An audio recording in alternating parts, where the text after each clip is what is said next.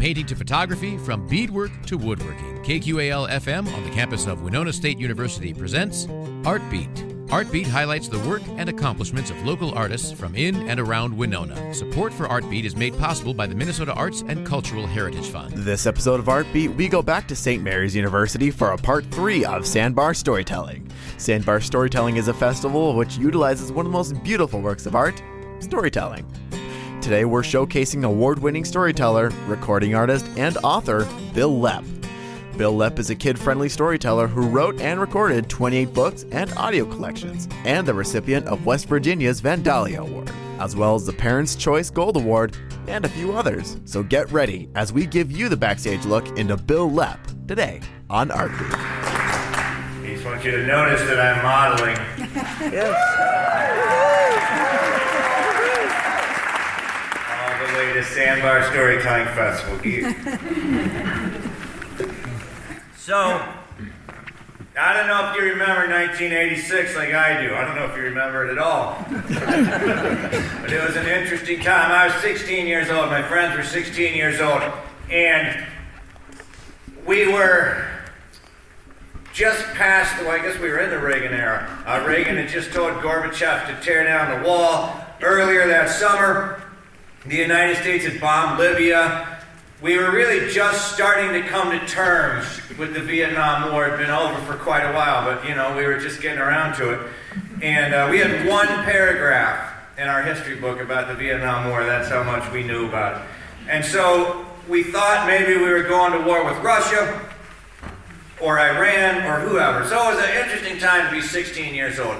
And maybe to make matters worse, because we were 16, and this is how you really think when you're 16, the year before, some 16-year-olds, not us, because we were only 15 then, at Halloween had perpetrated some pranks that had made some people angry in our town. And so the town council had decided that no one over 15 years old could go trick-or-treating that year.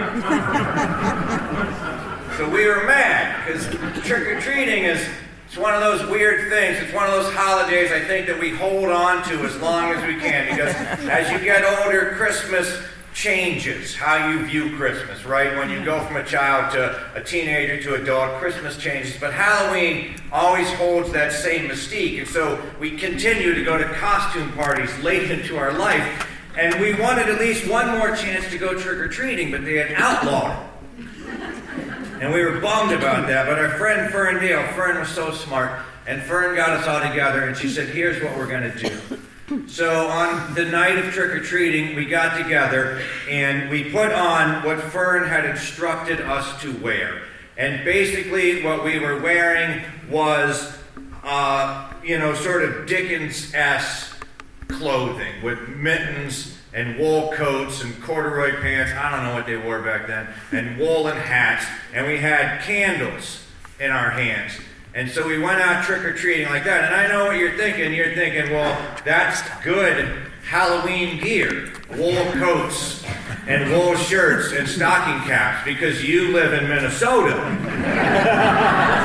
But we live in West Virginia. And on that particular trick-or-treating eve, it was about 85 degrees, 94% humidity, so it wasn't the best costumes. And we went following Fern's directions, and we knocked on doors. And instead of saying trick-or-treat, we would sing Little Town of Bethlehem. Or, we weren't trick-or-treating, we were Christmas caroling from house to house. We never asked for candy, we never accepted any candy. We just went from house to house doing that. But it got hotter and hotter, and as it got hot, I went behind somebody's garage and took off everything I was wearing that I could underneath my big overcoat, and eventually everyone else had too. Well, in a small town, word gets out pretty quick when a bunch of people are breaking the law. And we heard the whoop whoop of Sheriff Hasbro's car behind us. Sheriff Hasbro was a wonderful man. He was a really good lawman. I mean, if you needed a beating, by golly, he'd give you one. But he hated stupid laws, and he hated the officious people who made him enforce stupid laws. So we heard whoop whoop, and he got out of the car, and we kind of gathered around him, and he said, I heard y'all been trick-or-treating. And Ferndale said, with all due respect, sir, we haven't been. And he said, well, what have you been doing? And Fern said, well, we're Christmas caroling. Sheriff Hasbro said, it's a little bit early for that, isn't it? And Ferndale said, well, Christmas just keeps coming earlier and earlier. Sheriff Hasbro said, that it do. And by this time, other people had gathered around us. And one of the people that had gathered around us was Toad Gilkey's mom. Toad was one of the kids with us. Toad is a kid I went to high school with. Toad is his given name. When he was born, I guess, his parents were just like, gonna have to call this one Toad. And so, Toad's mom was one of the people who had caused the city council to quit making us letting us trick-or-treat. So she was very upset that Toad was there. And she said, Toad, you take off that costume right now. And we all sort of looked at each other.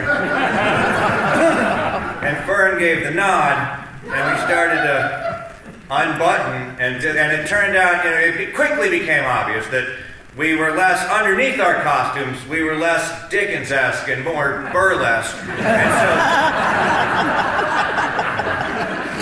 so there were some screams, and small children had their eyes covered. So Fern went later to the city council and got 16-year-olds reinstated as being allowed to trick-or-treat.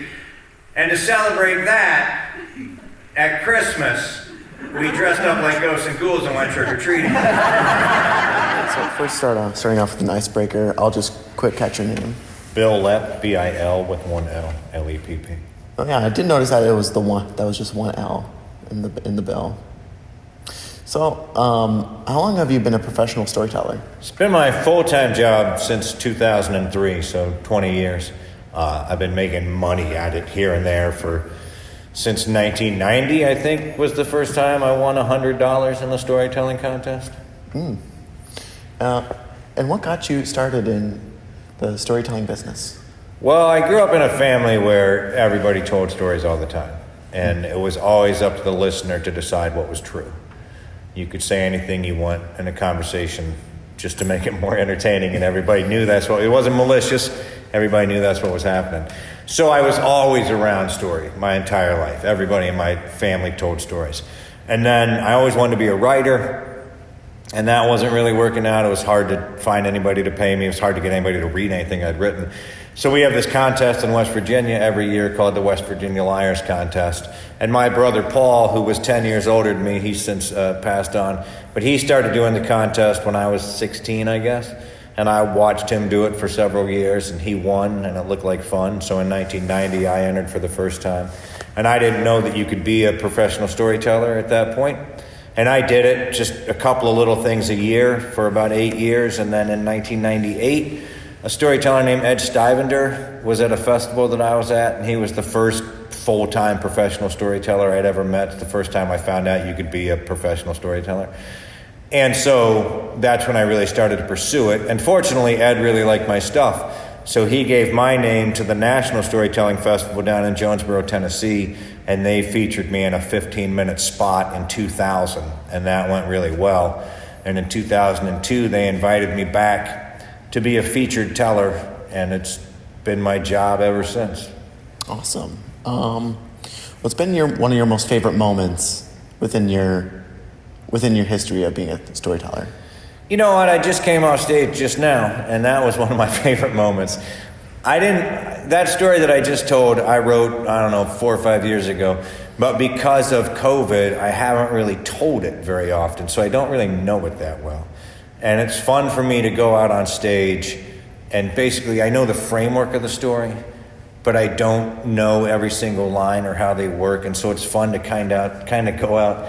Well, it's not quite unprepared, but less prepared than I could be, and tell the story and feel myself remember it, and at the same time feel the audience responding positively. So one of the benefits to being a storyteller as opposed to other artists like a painter or a writer is those kind of artists don't always get to watch an audience appreciate their work. But as a storyteller, I get to go out on stage, stand in front of my audience, say my material, and I can see and feel them have an emotional reaction to it. And I think that's my favorite part, is just watching the audience react the way I want them to what I've written. But one time, Fern asked me if I wanted to go over to Beckley to get a hamburger. Now, Beckley was a long way to go to get a hamburger, but I was 16 and Fern was pretty and a girl, and she was talking to me. So I said yes. And as we were going over, I noticed there were some walkie-talkies in the back of her car. And I reached back and I grabbed one and I said, "What are these for?" And she said, "I've got a plan." Now, Fern, like Skeeter, often had a plan. But the difference between Skeeter's plans and Fern's plans is Fern's plans usually had some sort of exit strategy. Skeeter's never did. I said, "What are these for?" She said, "I have a plan." Now, what you have to understand is that we had a guy in our high school, well, he was a teacher, and he had been the sound man for the Grateful Dead for decades. He was from our little town, and when he retired from that, he came home, and he quickly got bored being retired, and so he donated a whole bunch of money to the school to build a giant audio-visual department where we could learn everything we needed to know about sound and vision and cameras and, still cameras, action cameras, movie cameras, whatever, recording, wiring, all of that stuff. And that donation credentialed him to be a teacher. And so he was in charge of the AV section, and he was a wonderful teacher. He had that rare knack. I don't know if you ever were lucky enough to have a teacher like this, but he had that rare knack where he only ever taught you things that you wanted to know. It's tricky. And Fern wanted to know everything, and so she had learned everything about all kinds of electronics. And she said, "Well, I took those walkie-talkies and I rewired them so you don't have to press the button to send and release the button to receive." She said, "You can just press the button and you can send and receive at the same time." She said, "It's like a telephone." And I was like, wouldn't that be something? You could just carry a telephone wherever you went. And we pulled into the parking lot of the Burger King finally in Beckley, and we pulled him aside. Skeeter's truck was already there. I didn't know, but we pulled in beside. So Fern was here, and Skeeter's girlfriend, Charlay Fester, was the daughter of Angus Fester. Angus Fester was a mean old dairy farmer in our community who had named all of his children. He loved cattle, and so he named all of his children after different breeds of cattle. So there was Angus Jr., and there was Holstein, Hereford, Beefalo, Guernsey, and Jersey. And Guernsey and Beefalo, they were the twins. Doesn't make any sense because you think Guernsey and Jersey would be the twins. Little geography joke. And then when Helen, Mrs. Fester, finally had a daughter, she knew that Angus was going to name the poor girl after a cow, so she said, "At least make it sound feminine." And that's where Charlay got her name. And Skeeter and Charlay had fallen in love in like the second grade. It was awful. But anyway, she was there. And so Fern said, "Howdy, Charlay." And Charlay said, "Howdy, Fern." And Fern handed one of the walkie-talkies to Charlay. Apparently they talked this plan through before. And Charlay said to Skeeter, "You go get in the drive-thru at the Burger King, but time it so that we pull up to the drive-thru at the Wendy's at the same time." So we managed that little maneuver, and Skeeter held the walkie-talkie out to the Burger King drive-thru microphone, and Fern held the walkie-talkie out to the Wendy's microphone. And you remember in the old days that those communication systems in a drive-thru weren't as audible as they are today. And so the guy at Burger King said, "Would you like to try a Whopper?" And the lady at Wendy's said, basically, "We don't have Whoppers." And the guy at Burger King said, "So one Whopper." And the lady at Wendy's said, "We don't have Whoppers. Would you like to try Dave's Double?" And the guy at Burger King said, "Dave's not here." And the lady at Wendy's said, "Okay, one root beer, but you don't have to scream." And the guy at Burger King said, "Okay, one ice cream?" And the lady at Wendy's said, "We don't have ice cream, we just have Frosties." And the guy at Burger King said, "If you want a Frosty, you gotta go to Wendy's." And the lady at Wendy's said, "This is Wendy's." And the guy at Burger King said, well, Wendy, Dave's not here. And then we went to McDonald's. So... How do you feel when you have an audience who's not reacting? You know, I know you like the audience when they're engaged and that. Yeah, that's tough. And I think a lot of storytellers would tell you that when you go out and it doesn't go well, you know, you come off stage and your initial reaction is to be like, man, there's something wrong with that audience, you know? But I've been doing this long enough to know that a lot of times if it's going badly, it's probably my fault.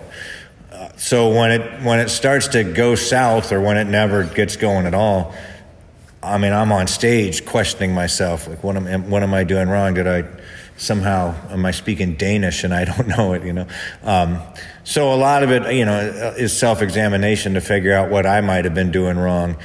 But there are times when you just don't click with the audience. And I've been doing this a long time and I feel confident in my material.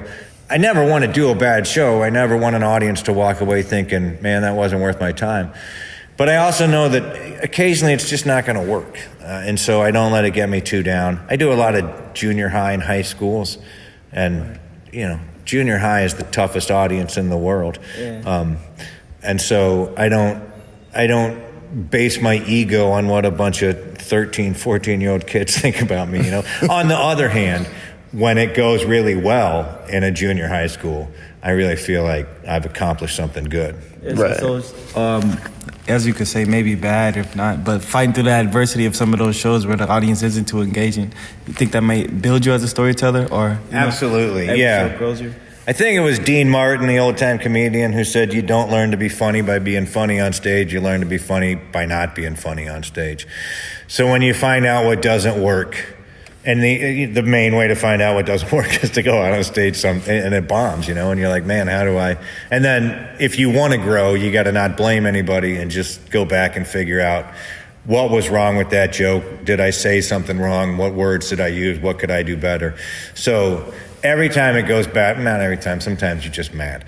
But most times when it goes bad on stage, I use that as an opportunity to figure out what I could do better. Yeah, you did an excellent job dealing with the audience tonight and keeping the show engaged. Thank you. What would you say to somebody who's an up-and-coming storyteller or someone who wants to get started in the gig?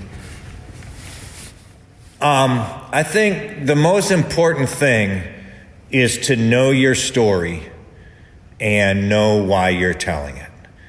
And when I say know your story, I don't necessarily mean memorize it, because I don't memorize my stories. I know pretty much what I want to say. I write them all out. So I know them, but they're not memorized in such a way that if I mess up one line, it wrecks the whole story. I allow myself to recover. So that'd be another thing I say, is learn to use your mistakes on stage instead of getting flustered by them.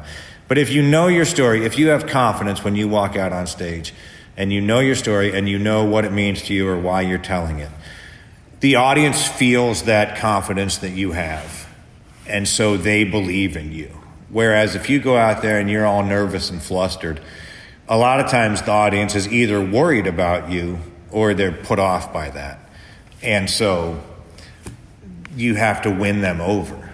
Yeah. So, of course, somebody that hears, if I go out on stage nervous, is going to make the audience not like me. It's going to make that person more nervous, and I apologize for that. There's nothing wrong with nervousness, but you have to be confident in your story when you get out there. Mm.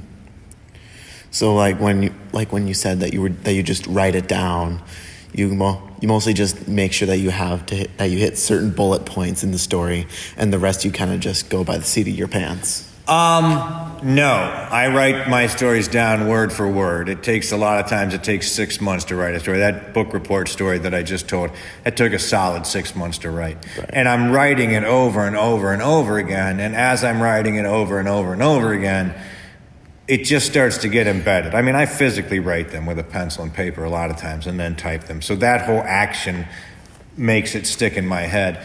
But then when I get up on stage, I'm not thinking the first line of this story is Ferndale asked me to go get a burger, because that thing I told at the beginning was a different story. I'm not thinking that I have to get from Fern asked me to go get a burger all the way to Dr. Hoonfoos in the cafeteria wondering if he's really hurt in an accident, because that's too much. That's 40 minutes, That's too much to think about. So yeah, I think about get through the scene at the Burger King and the Wendy's, and then you can get through the next scene. So I call them mile markers, not bullet points. But if I can get to mile marker 1, then I can get to mile marker 2. And so I'm just taking each story segment by segment. And I don't know if you could tell up there, but there were times when I slowed down or I paused for maybe 10 seconds, and that's where I was like, holy crap, I don't know where I'm going next. And so I just say something off the cuff to give me time to remember where I was going. But I like it to feel like it's a conversation. I like to feel like I'm in a conversation with the audience. And so if I'm just saying words that I've memorized, it doesn't give me a lot of time to interact with the audience. And it feels like I'm talking at you instead of talking with you. When we got to school in the morning, we would go, probably like you did, we would go to homeroom. And the first thing that happened was the announcements would come on. Now, we had a principal named Dr. Hundfuss. That's not his real name. I made that up. It's German, in my mind, for dog foot. Because I think that really encapsulates this man's personality. And he really missed his chance. He could have been a petty despot or the warden of a corrupt prison system. But instead he had gone into school administration. And he would get on the loudspeaker every morning and he would start the announcements. He would always start the same way. He would say, "This is Dr. Hundfuss, principal of $50 High School," in case we'd forgotten who he was. And then he would always read the announcements. He would never say the announcements because he wasn't the sort of person who had creative thoughts.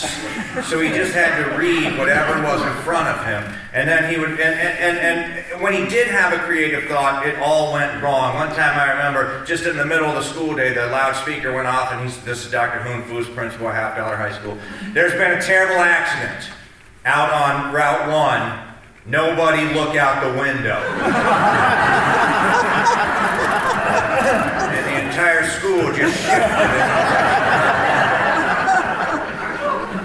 We were sitting in the lunchroom one day, and Skeeter said, "I don't think Dr. Hundfuss ever pre-reads the announcements. I think he just picks up a piece of paper and reads what's there." I mean, you can go ahead and guess. But I'm going to tell the whole story anyway.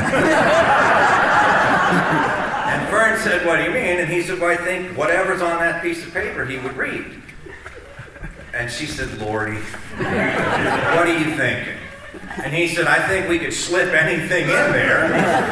And he would read it. And she said, "All right, type something up. I work in the office." That's what she did for her service hours. She worked in the office. And not Toad. Toad, for his service hours, he worked at the county maintenance shed doing various work. But his community hours weren't, like to go on his college application. They were court ordered.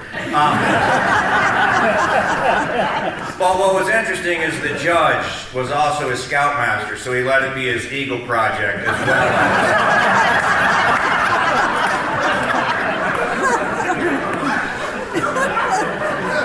So Fern said, just don't make it dirty, I'll put it in. And so the next day, in homeroom, we heard, "This is Dr. Hundfuss, principal of $50 High School.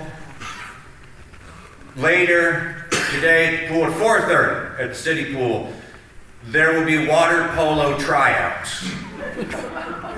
Life jackets will be provided, but you need to bring your own horse."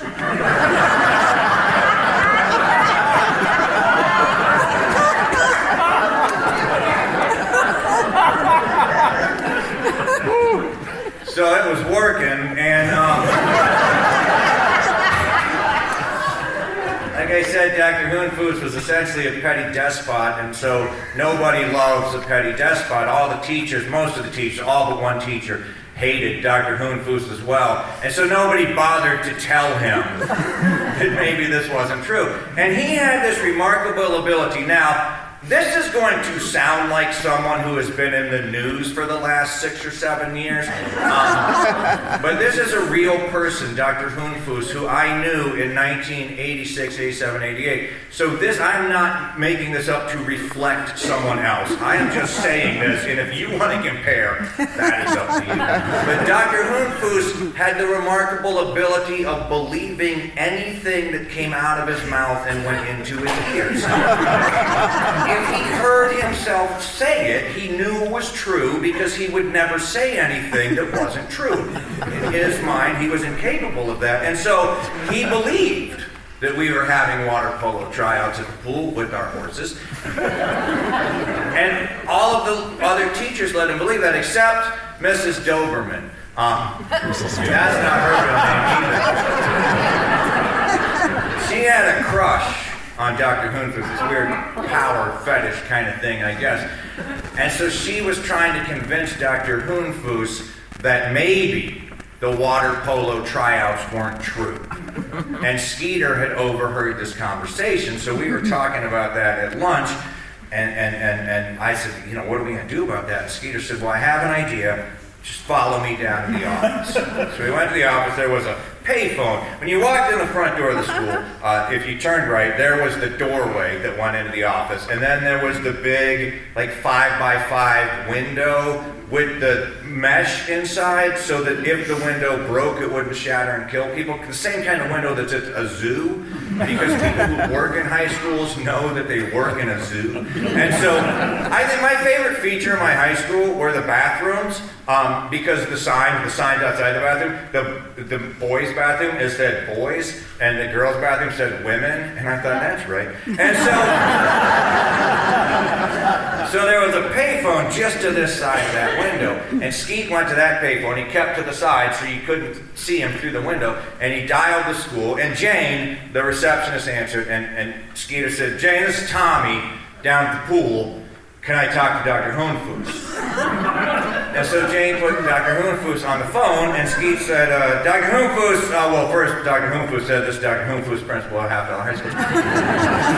And Skeeter said, Dr. Hoonfuss, this is Tommy. I have a message that you called. And Dr. Hoonfuss said, I did? And Tommy said, well, I have a message that you did, so you must have. He said, does the note say what I called about?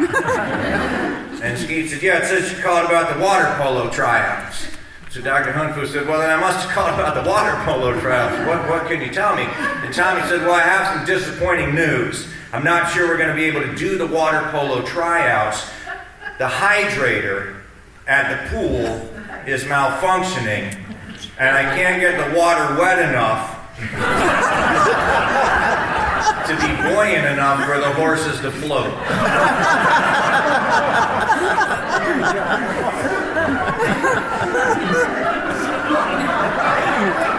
And Dr. Hoonfuss said, well, that's going to be a big disappointment. I know a lot of the kids are looking forward to the water polo tryouts. And by this time, Fern and I were over here, and we were starting to chuckle, and Skeet was clearly about to lose it. And so Fern just kind of motioned, mouthed to him, get off the phone, I'll take care of the rest of this. And so Skeet said, oh no, I got to go. And Dr. Hoonfuss said, what's the problem? And Skeeter said, there's a fire. And Dr. Hoonfuss said, what? And Skeeter said, the pool's on fire. Dr. Hoonfuss said, how can the pool be on fire? And Skeeter said, I told you the hydrator's not working.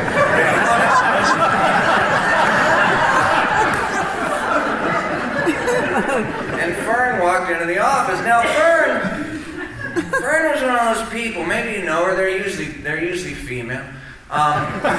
She was just so competent, so smart, and so self-assured that no one ever thought she was up to anything. And so she could get away with anything. It was beautiful. So she walked right into the office. She worked in there, people knew her, went around the desk, went to the typewriter, fed a piece of paper into it, typed something out, pulled the paper out, handed it to Dr. Hoonfuss, and said, Tommy at the pool called, asked me to type this up for you to read.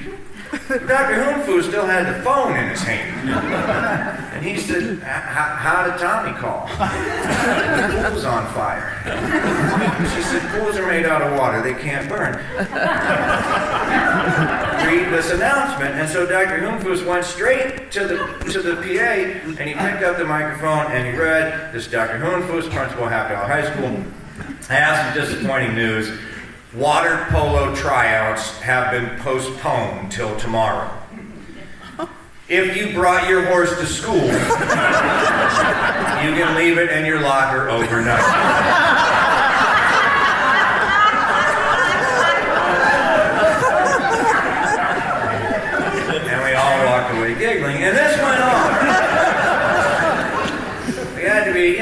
do it every day, but every week or so we'd print out some sort of spurious announcement.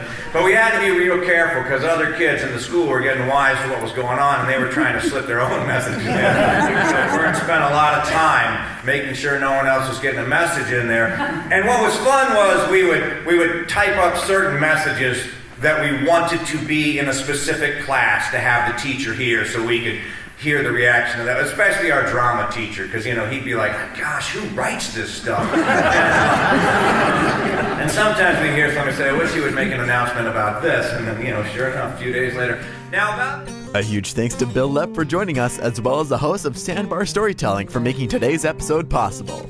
Tune in next week for a Part 4 continuation on Bil Lepp's performance. To keep up with the festival, visit sandbarstorytellingfestival.org. For more information on Bil Lepp, visit leppstorytelling.com. That's LEPP storytelling.com. Or a show, Man vs. History, on the History Channel. For more info on all things Winona, tune in to Artbeat Tuesdays at 12:30 here on 89.5 KQAL. Online at kqal.org and the KQAL app. Artbeat is written and produced by KQAL FM on the campus of Winona State University. Visit us on the web at kqal.org.